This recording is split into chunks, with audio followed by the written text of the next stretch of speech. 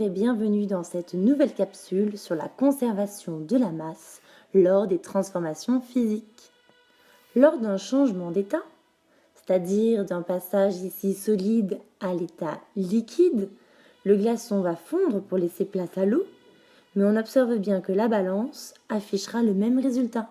La masse se conserve. Essayons de comprendre la conservation de la masse grâce au modèle moléculaire. Dans le bécher, en haut à gauche, un glaçon. Nous voyons bien que les molécules, petites billes bleues, sont compactes et ordonnées. Lorsque le glaçon fond, tout doucement, les molécules vont se désordonner. Elles vont s'arranger différemment pour passer à l'état liquide. Les billes, il y en a le même nombre à gauche qu'à droite. En effet, Lavoisier nous l'a dit, rien ne se perd, rien ne se crée, tout se transforme. Ceci explique la conservation de la masse. Observons ici le cas d'un mélange. Lorsque l'on ajoute 15 g de sucre dans 150 g d'eau, on a bien une préparation totale de 165 g d'eau sucrée.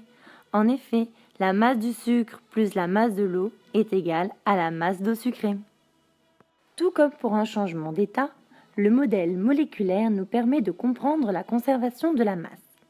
Nous avons représenté ici sur la balance le morceau de sucre par 6 triangles verts et nos 10 g d'eau par 6 molécules d'eau.